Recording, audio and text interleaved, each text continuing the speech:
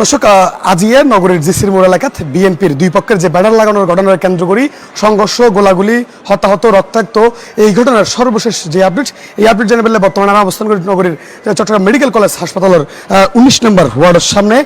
ইতিমধ্যে এটা আইরে একজনের ফাইলাম যে গুলিবিদ্ধ অবস্থায় 19 নম্বর ওয়ার্ডত ভর্তি আছে এবং আগামী হালিয়ে এই যে ব্যক্তিও গুলিবিদ্ধ তার নাম বলতে মোহাম্মদ রমিজ, এই স্বেচ্ছাসেবক দলের একজন নেতা বা স্বেচ্ছাসেবক দল করে এর মেরা তথ্য পায় এবং তার পরিবার পরিজন এবং তার সহকর্মী তার রাজনৈতিক বন্ধু বান্ধব যারা আছে তারাও বেগুন এসছি এবং ইতিমধ্যে ডাক্তার লয়ার হাতে জানি পারি যে তারা আগামী হালিয়ে সকালের দিকেই অপারেশনের বউ এবং প্রচুর পরিমাণ রক্তক্ষরণ যে হারণে যাই তার রক্তের প্রয়োজন এবং তারা ইতিমধ্যে রক্তল্লাই ছুটাছুটি করার স্যারেমিককে আর এতটুকু জানি পারি এবং এটা যারা আছে তার পরিবার পরিজন প্রথমে একটু তার বউল হাতে হয় আসলে কি ঘটনা ঘটছি অনেকে জানেন না বর্তমানে হাজবেন্ডের কি অবস্থা হো ডাক্তারের কি হয়।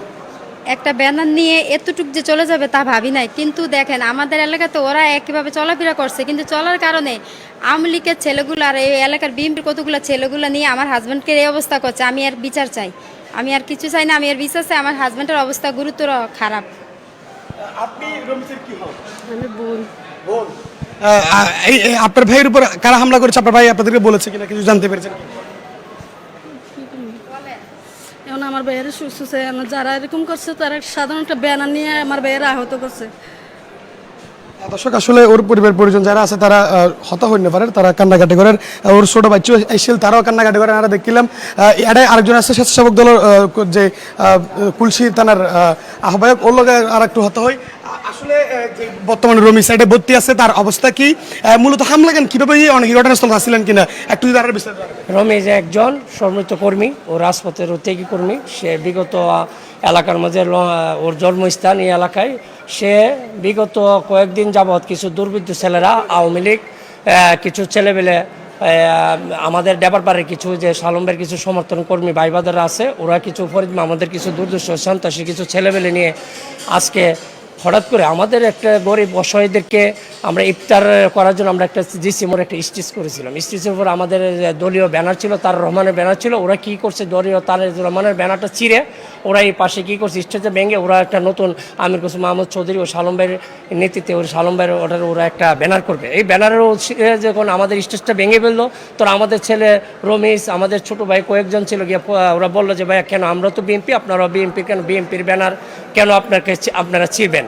এটা তো কোনো দলের শুভকামনা বিনোদন কামনা নয়। তো এই বিষয় নিয়ে কথা হতে এক পর্যায়ে ওদেরকে বলেছি ঠিক আছে আপনাদের স্টেজটা ভাঙবেন না আমরা। তখন কিছুক্ষণ আগে শুনি যে এলাকা থেকে আমাদের একটা ছোটো ভাইকে পাইছি, পাওয়ার পর ওরা মার দূর করে এলাকা থেকে বেরোচ্ছে। তখন আমরা জিসি মোড় থেকে ছেলেবেলেরা সবাই এলাকায় অবস্থান করার সাথে সাথে ওরা আগে থেকে প্রস্তুতি ছিল, কিরিচ দাও লাঠি অস্ত্র নিয়ে প্রস্তুতি ছিল। আমরা যখন এলাকায় ঢুকে আমরা এক পর্যায়ে চলে যাচ্ছি, ওরা পিছের থেকে দুরুম দারুম করে আমাদেরকে গুলি করেছে। গুলির মাধ্যমে আমার একজন সর্বোচ্চ ত্যাগী কর্মী, সে কারা নির্যাতিত দলের দুঃসময়ে সে অনেক জেল জুলুম খেটেছে, সে নাম হচ্ছে মোহাম্মদ রমি, স্বেচ্ছাসেবক দল ওয়ার্ডের যুগ্ম আহ্বায়ক প্রতিপাদ্রী। সে আজকে ওর কানের পাশে দিয়ে ডাইরেক্ট গুলি চলে গেছে। এখন ডাক্তারে আমাদেরকে ট্রিটমেন্টে নিয়ে আসছে, ডাক্তার আমাদেরকে আসতে দিচ্ছে, আপাতত সামরিক চিকিৎসা। কালকে ডাক্তার আসলে ওরা বিস্তারিত জানবে, অপারেশন করাবে, ওর 2 বয়েক রক্ত লাগবে, ও খুব আশঙ্কাজনক অবস্থায় আছে। আমরা এটা দ্রুত এইসব সন্ত্রাস কর্মকাণ্ড দলের নাম ভেঙে 5 তারিখের পরে যারা আওয়ামী লীগের সমৃদ্ধ দলকে বাড়ি করে এইসব কর্মকাণ্ডতে ওরা জড়িত। আমি অতি শীঘ্র ইতিমধ্যে রমিজ ছাড়া এইখানে আর কয়জন ভর্তি রয়েছে তারা তাদের পরিচয় বা এবং অন্য যে পক্ষের কথা বলছেন ওই পক্ষের আসলে কয়জন আহত? আমাদের দলীয় ছোট ভাই ওরা বিভিন্ন সাইড থেকে আমরা অলরেডি আমাদের 3 জন ছেলে মেডিকেলে আছে। আমাদের একজন এলাকার ছোট ভাই, সে কোনো দলে সম্মিলিত না, সে আমাদের একটা সেক্টর, সে একটা চার দোকান ছিল, সে চার দোকান ওর পরিবার নিয়ে বেচা কিনা করে টুকটাক চলাবে। তো ওর চার দোকানটা ওরা ভাঙচুর করছে, লুটপাট করছে, করে ওর উপরে গরম পানি দিচ্ছে, সেও নিচে ইমার্জেন্সি মেডিকেলে ও চিকিৎসা অবস্থায় আছে। আর 2 জন সামরিক চিকিৎসা রডের বাড়ি খেয়ে ফায়ার অবস্থা নিয়ে ওর সামরিক বাসায় পাঠানো হচ্ছে। এখন অব্দি কোনো মামলা টামলা হয়েছে কিনা অভিযোগ হয়েছে? সমাজে আসলে আমরা এখনো মামলা টামলা করিনি, আমরা তো সবচেয়ে ব্যস্ত আমাদের রুগীকে কিভাবে সুস্থ করার জন্য। আমাদের সুস্থ এবং মেডিকেল নিয়ে আসছি, আমরা যদি দ্রুত অবস্থায় মেডিকেল রুগীর পরবর্তী চিকিৎসার পরে যদি অবস্থাকাল ভালো হয় তাহলে আমরা অবশ্যই মেডিকেলের সার্টিফিকেট নিয়ে আমরা একটা মেডিকেলের পুলিশ বা আইনগতভাবে আমরা একটা ব্যবস্থা নেব।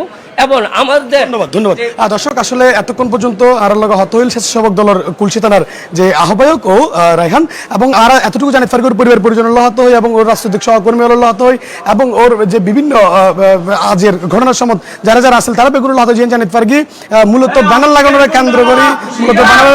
কেন্দ্র করি তারা এটা সংঘর্ষ করে এবং সংঘর্ষ করিয়ে মূলত রক্তাক্ত হয় এবং বেশ কিছু মানুষ হতাহত এবং আহত হয় এবং চট্টগ্রাম মেডিকেল কলেজ হাসপাতালের সামনে আজের যে বিএনপির দুই গ্রুপের সংঘর্ষের ঘটনা এই ঘটনার এইটুকুই আর হাসিল সর্বশেষ।